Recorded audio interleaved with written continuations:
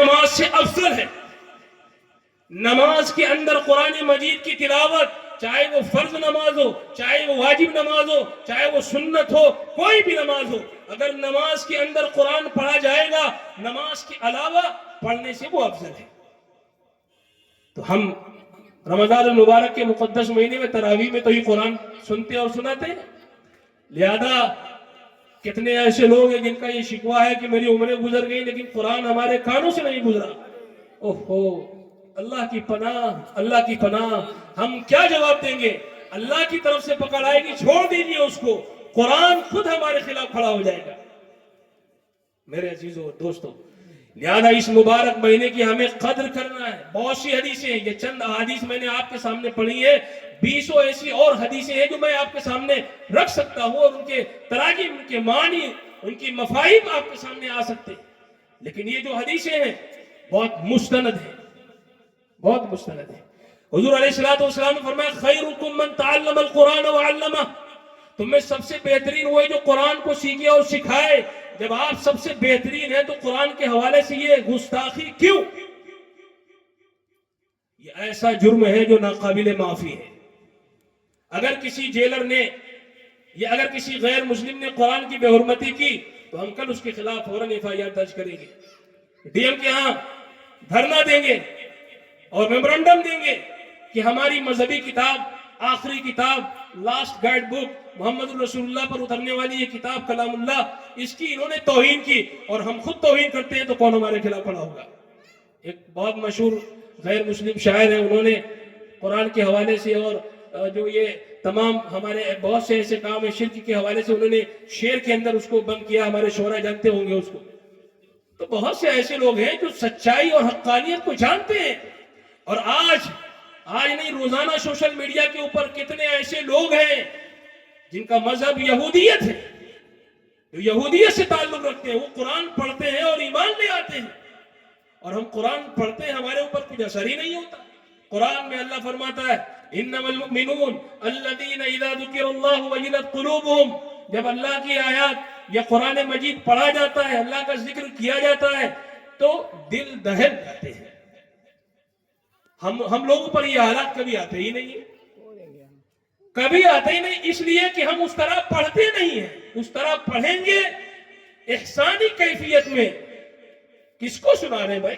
محلے کے 50 لوگ مسجد میں آگے، ہم ان کو تھوڑی نہ سنا رہے ہیں. ہم ان کو نماز پڑھا رہے ہیں، ان کے لیے نماز نہیں پڑھا رہے ہیں، ان کو نماز پڑھا رہے ہیں. نماز تو اللہ کے لیے پڑھا رہے ہیں اور یہ سنا بھی اللہ کے لیے ہے. یہ جو ہم پڑھ رہے ہیں یہ براہ راست ہم اللہ کو سنا رہے ہیں. لہذا یہ ہم اپنا جائزہ لے لیں، اپنے گریبان میں جھانک لیں کہ ہم ممبر پر کھڑے ہیں اور اللہ کو سنا رہے ہیں تو ہم کیا سنا رہے ہیں؟ کیا وہی قرآن ہم سنا رہے ہیں جو محمد رسول اللہ صلی اللہ علیہ وسلم جس طرح پڑھتے تھے اسی طرح سنا رہے ہیں؟ اما عائشہ صدیقہ رضی اللہ تعالیٰ عنہ فرماتی ہے کہ کسی نے پوچھا کہ حضور قرآن کس طرح پڑھتے تھے تو فرمایا الحمدللہ رب العالمین الرحمن الرحیم مالک یوم الدین ایاک نعبد و ایاک نستعین. ایک ایک آیت کے اوپر ٹھہرتے تھے. ٹھیک ہے، آپ نہیں ٹھہرنا چاہتے، الحمدللہ رب العالمین الرحمن الرحیم مالک یوم الدین ایاک نعبد و ایاک نستعین اهدنا الصراط المستقیم صراط الذین انعمت علیہم غیر المغضوب علیہم ولا الضالین. آپ اس طرح پڑھ لیں. اس کا جواز نہیں ہے الحمدللہ رب العالمین. کیا ہے یہ؟ تماشا ہے یہ. اس طرح لوگ مداری کا کھیل دکھاتے ہیں اس طرح ہم بھی مصلی کے اوپر وہ کھیل دکھلاتے ہیں. فرشتے دور دور رہتے ہیں، قریب نہیں آتے.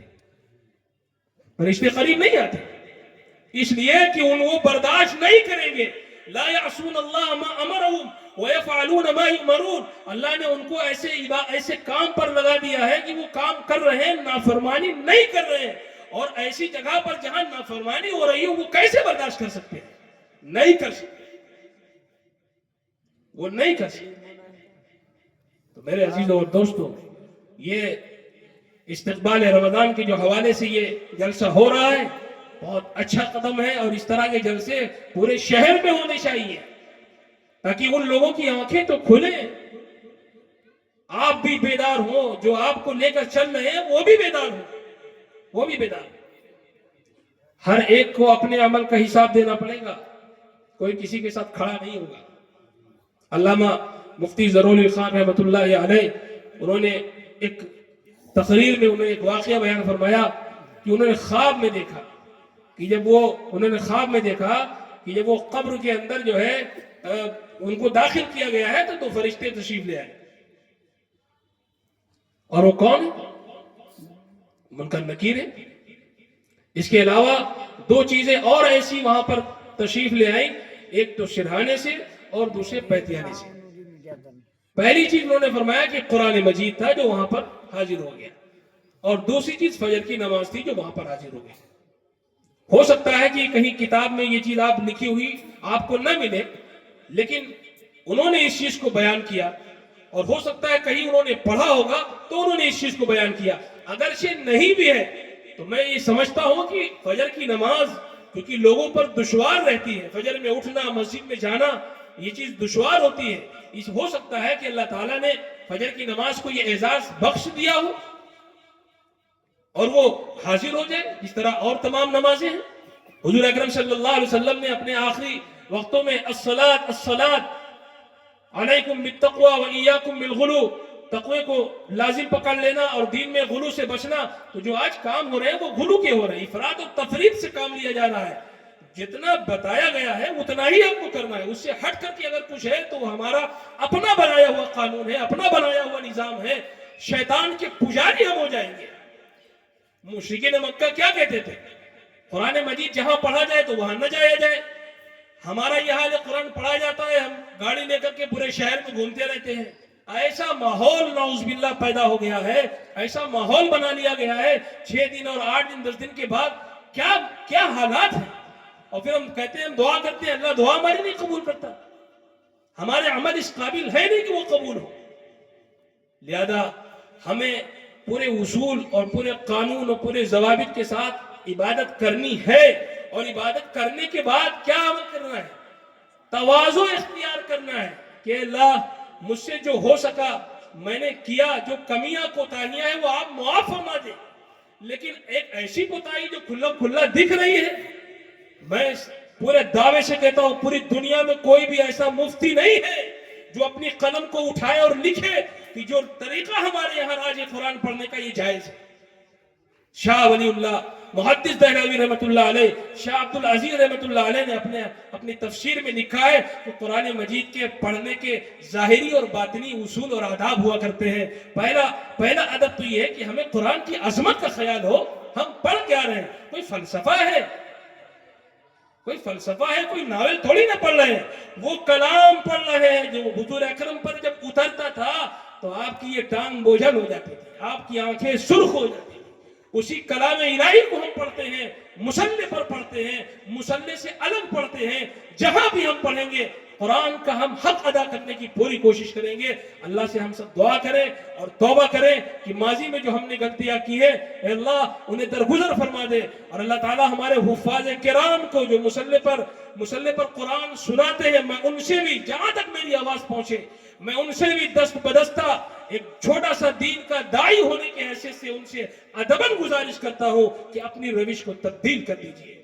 اب قرآن آپ نے حفظ کر لیا ہے, قرآن آپ نے یاد کر لیا ہے, لہذا کل قیامت کے دن نہ اپنے والدین کو رسوا کریے اور نہ خود بھی رسوا ہوئیے. کہیں ایسا نہ ہو کہ اس دن یہ کہنا پڑے کہ میں نے تو سب کچھ پڑھا, 6666 آیتیں میں نے پڑھی تھی, پھر وہاں ڈبنگ لگا دی جائے گی اور سنایا جائے گا یقال لصاحب القرآن اقرأ وارتقی ورتل انت كما كنت ترتل في الدنيا فإن منزلك عند آخر آية تقرأها. کہا جائے گا صاحب قرآن سے کہ پڑھتے جائیے اور جنت کی سیڑھیوں پر چڑھتے جائیے, تو وہاں ڈبنگ نہیں لگائی جائے گی جو یہاں ڈبنگ چلتی ہے. وہاں کہا جائے اقرأ وارتقی ورتل, ٹھہر کر پڑھیے.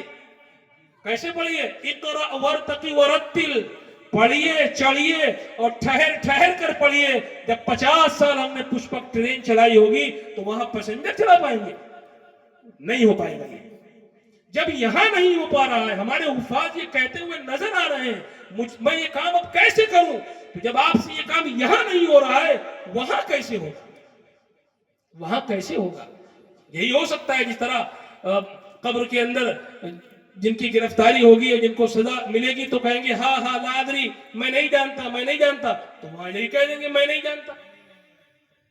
تو میرے عزیزو، یہ حضور اکرم صلی اللہ علیہ وسلم کا فرمان ہے کہ صاحب قرآن کا یہ اعزاز ہے۔ آپ سے کہا پڑھیے چڑھتے جائیے، صاحب تو پڑھیں گے کیسے؟ تو ترتیل کے ساتھ پڑھنا ہے، ٹھہر ٹھہر کر پڑھنا ہے۔ تجوید کے اندر جنہوں نے تجوید کو مرتب کیا ہے، تجوید کی کتابوں میں لکھا ہے قرآن 3 طریقے سے پڑھا جاتا ہے، ترتیل کے ساتھ پڑھا جاتا ہے، تدویر کے ساتھ پڑھا جاتا ہے، اور حدر کے ساتھ پڑھا جاتا ہے۔ ان تینوں فارمولے ہیں، ان سے ہٹ کر کے اگر ہم باہر نکلیں گے تو گنہگار ہو جائیں گے۔ علامہ جزری رحمۃ اللہ علیہ نے اپنی کتاب میں لکھا ہے وَالْأَخْذُ بِالتَّجْوِيدِ حَتْمٌ لَازِمٌ وَالْأَخْذُ بِالتَّجْوِيدِ حَتْمٌ لَازِمٌ مَنْ لَمْ يُجَوِّدِ الْقُرْآنَ فَإِنَّهُ آثِمٌ۔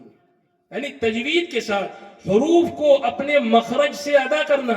ابھی کہا جائے انگلش بولیے تو بالکل ایسی برٹش اور امریکن انگلش بولیں گے، invite them in country of your Lord with the wisdom and for preaching and argue with them whenever that is better۔ اب بات قرآن کی جب پڑھنے کی آئے گی تو حروف ہی نہیں ادا ہو رہے ہیں، تو یہ عذر قابل قبول نہیں ہوگا۔ آپ کو فزکس اچھی آتی ہے، میتھ اچھی آتی ہے، کیمسٹری اچھی آتی ہے، آپ کامرس کے اچھے اسٹوڈنٹ ہیں، لیکن آپ کو قرآن اچھا نہیں آتا پڑھنا، کیوں نہیں آتا؟ آپ اس کے لیے تھوڑا سا وقت فارغ کریے اور قرآن کے اوپر محنت کریے۔ قرآن سب سے آسان ہے، وہ بہت آسانی سے آپ کو پڑھنا آ جائے گا۔ اللہ رب العزت ہم سب کو کہنے اور سننے زیادہ عمل کی توفیق عطا فرمائے۔ مجھ ناجیز کے لیے بھی دعا کریے، اللہ تعالیٰ ہم کو بھی دین پر استقامت عطا فرمائے، آپ کو بھی دین کی دعوت کے لیے قبول فرمائے، اور یہ آنے والا جو مبارک مہینہ ہے، اس مہینے کے اندر ہم کسی بھی طرح کی کوتاہی نہ کریں۔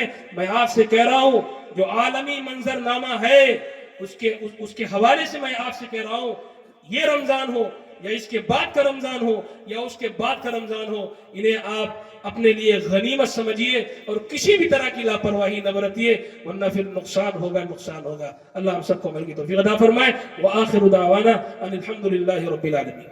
ماشاء اللہ، جزاکم اللہ خیرا۔